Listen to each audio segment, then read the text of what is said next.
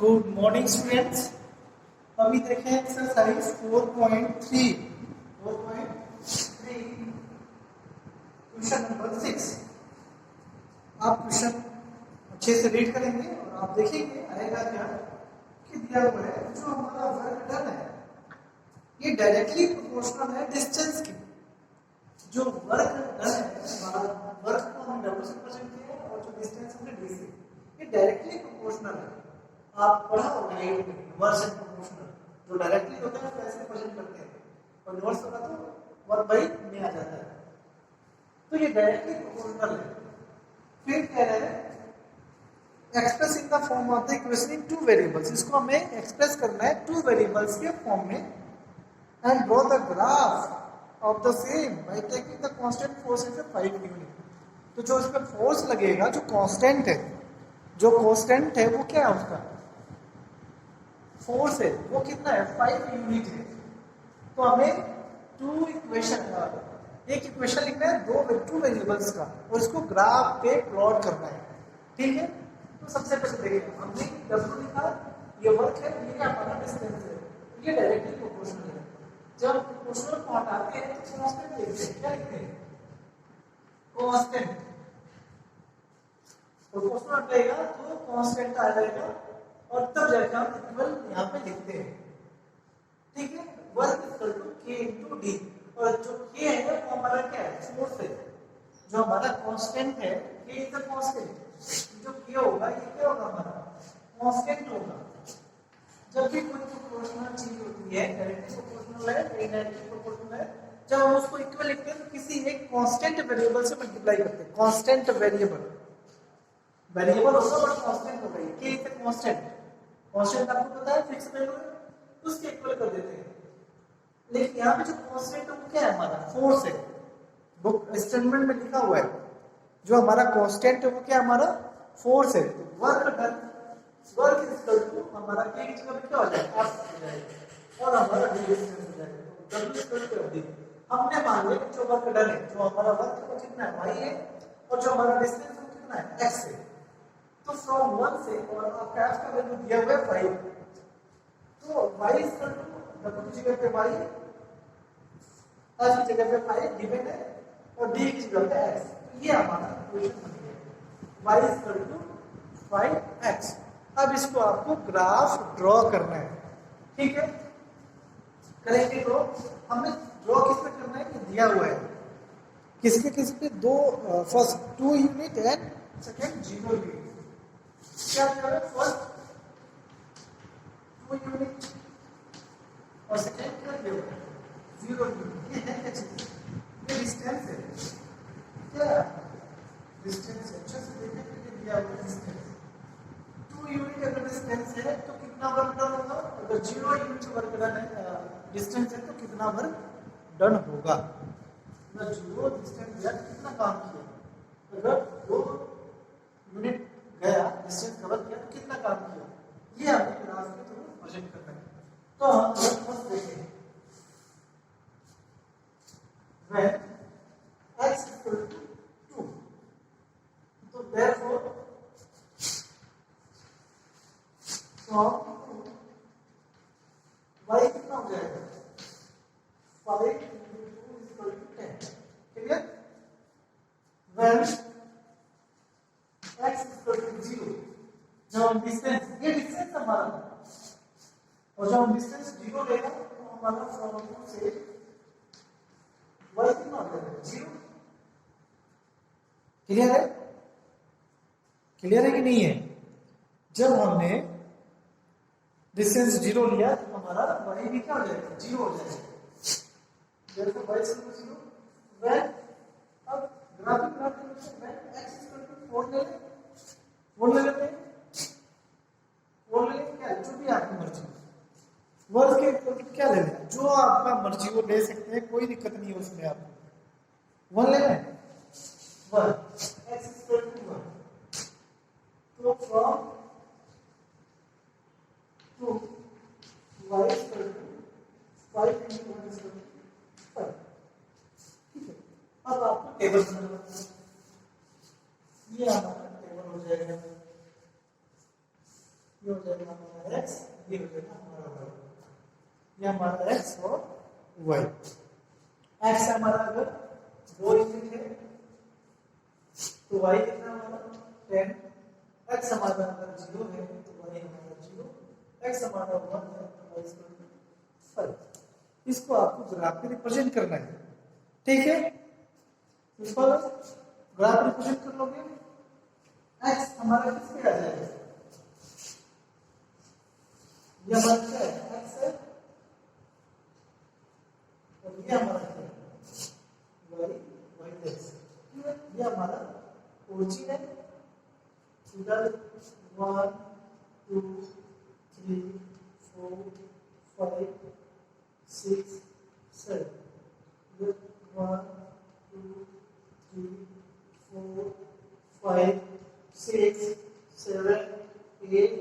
ये बना देगा आपका ग्राफ पेपर, जो आप ग्राफ पेपर लोगे सब बना देते हैं इसमें। नेगेटिव नहीं है तो लिखने की जरूरत नहीं है, ठीक है। नेगेटिव होता तो लिख देते।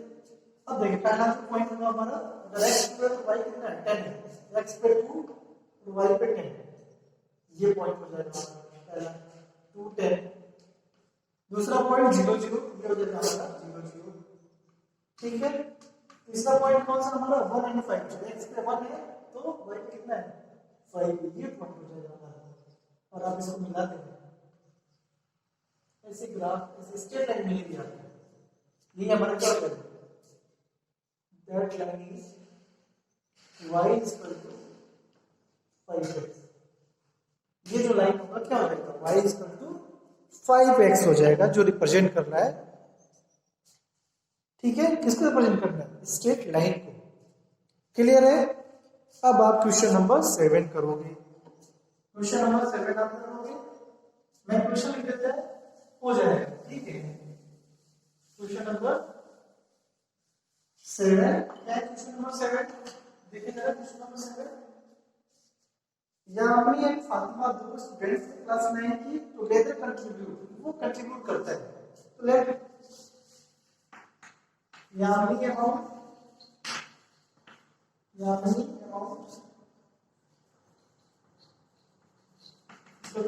x और फातिमा ₹5। अब दोनों कंट्रीब्यूट करते हैं तो कितना हो जाएगा 100 रुपए। तो अकॉर्डिंग टू क्वेश्चन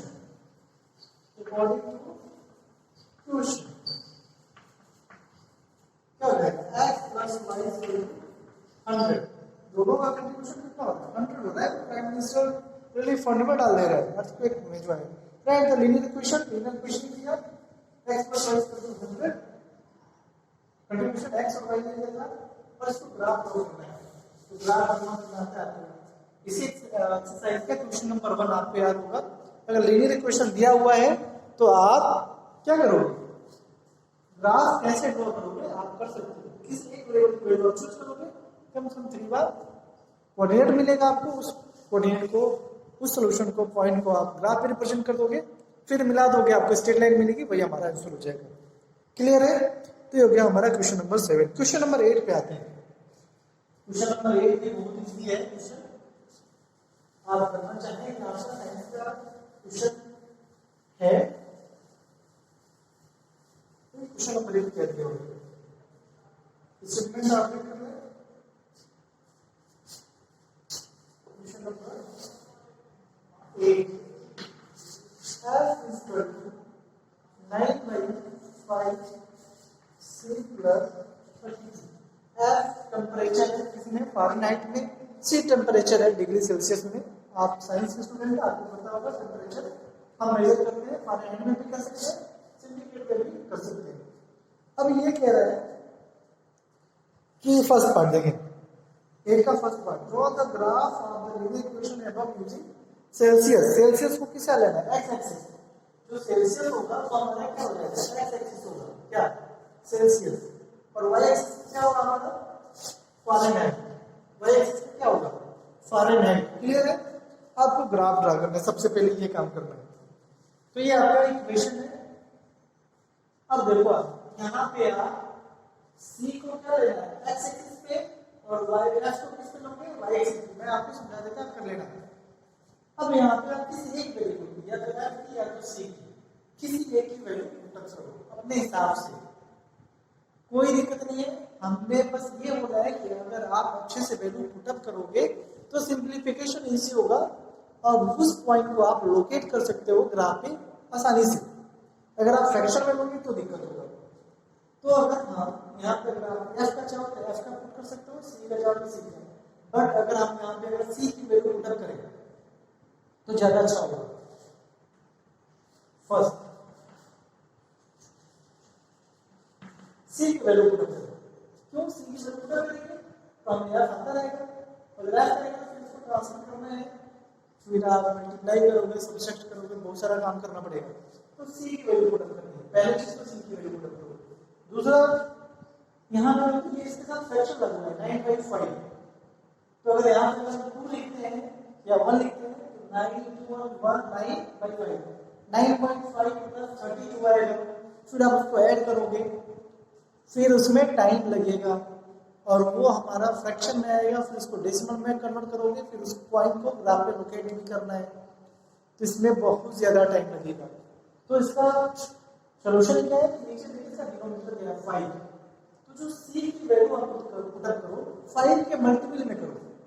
c की जो वैल्यू पुटअप करें किस टाइप में करें, 5 का मल्टीपल में करें, मतलब कि अगर 5 या 5 का मल्टीपल करें तो ये कैंसिल हो जाएगा। ऐसा मतलब रखिए जो 5 से डिवाइड हो, मल्टीपल का मतलब जो 5 से डिवाइड हो तो कैंसिल हो जाएगा। तो इजी वे में हम कैलकुलेशन कर सकते हैं। तो अगर हम c इक्वल टू 5 करते हैं, 5 करते क्या हो जाएगा, therefore f इसका क्या हो जाएगा 9/5, c की जगह 5 प्लस 32, 5 से कैंसिल, ये 9 प्लस 32 कितना हो जाएगा 41। समझ में आया क्या? ये फर्स्ट हो गया ए, ऐसे ही सेकंड करेंगे B, when c equal to -5 करो तो f कितना हो जाएगा हमारा 9/5 -5 प्लस 32, माइनस माइनस कैंसिल, जो रहेगा -9, so 5 कैंसिल, -9 प्लस 32, जो यहाँ से रहेगा 7 बचे कितना बनेगा 23। क्लियर? ऐसे ही यार, तो ये अब फिर जब आपने c रखा तो यहाँ कितना आएगा -5, तो यहाँ से आपका फर्स्ट आ जाएगा क्या, सॉरी 41 आएगा। यहाँ से तो फर्स्ट होगा आपका 5 41, यहाँ से कैंसिल क्या आ जाएगा आपका -5 22, जो हमारा पहला होगा सेल्सियस, आपको पता है सेल्सियस कितना है तो हमने पहले लिखा सेल्सियस में -5 और बाद में लिखा फॉरेनहाइट जो x से आएगा 23 से। ऐसे एक और पॉइंट निकाल गया 10 रख लेना 15 जो भी है 3 पॉइंट हो गया, उसको पॉइंट पे ग्राफ पे लोकेट कर देना बस। क्लियर है? ये कर लोगे आप क्वेश्चन नंबर फर्स्ट पार्ट। अब आता है सेकंड पार्ट इसमें। सेकंड पार्ट क्या है, इफ दिया हुआ है टेंपरेचर 30 डिग्री सेल्सियस, टेंपरेचर कितना है, if temperature is equal to कितना है, temperature is equal to 30 degree Celsius, तो क्या बताना है आपको, फ़ारेनहाइट में बताना है। तो जहां पे c है टेंपरेचर सेल्सियस में, c की जगह 30 रहती है, तो क्या हो जाएगा, इसको फ़ारेनहाइट में निकालना है। फ़ारेनहाइट की वैल्यू आपको फाइंड आउट करनी है, कितना हो जाएगा 30 डिग्री, 30 प्लस 32 जो जाएगा 5 6 9 5 32 कितना हो जाएगा 86 फ़ारेनहाइट। समझ में आया क्या? ऐसे ही आप थर्ड पार्ट कर लोगे, फोर्थ पार्ट भी कर लोगे। फिफ्थ पार्ट में कह रहा है, फिफ्थ पार्ट थर्ड फोर्थ करेगा आप फिफ्थ पार्ट में। फिफ्थ पार्ट में कह रहा है is the temperature which is numerically the same in both Fahrenheit and Celsius। ऐसा कोई टेंपरेचर है क्या जहां पे दोनों का वैल्यू सेम होता हो, तो यानी कि F और क्या हो जाएगा C इक्वल हो जाएगा। तो let F equal to C, तो जहां पे F है या जहां पे C है, F या C पुट अप कर देना, दोनों इक्वल है, तो या तो C को F से रिप्लेस कर दो या F को C से रिप्लेस कर दो। फिर सॉल्व करोगे एक वैल्यू आ जाएगी C की F की, जिसको जिसमें आप रिप्लेस करना चाहते हो, तो वो वैल्यू पे ये दोनों क्या हो जाएंगे, इक्वल हो जाएंगे। वो होगा 40, क्या होगा हमारा 40 डिग्री। क्लियर है? तो ये कर लेना आप, 4.3 हो जाएगा आपका, फिनिश। अब आते हैं एक्सरसाइज 4.4। 4.4 क्या है? देखिए क्वेश्चन लिख करो आप। 4.4 है क्या चीज?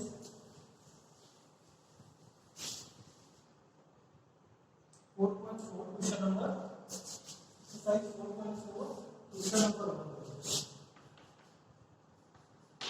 आपको इतना है कि y इक्वल टू 3 फर्स्ट इतना है कि 1 वेरिएबल मैं ये क्वेश्चन करेगा दूसरा वाला आप करेगा क्वेश्चन नंबर 2 आप करेगा इन 1 वेरिएबल इसको 1 वेरिएबल में लिखना है geometrical representation of an equation इसका ज्योमेट्रिकल रिप्रेजेंटेशन ज्योमेट्रिकल रिप्रेजेंट कर देना है।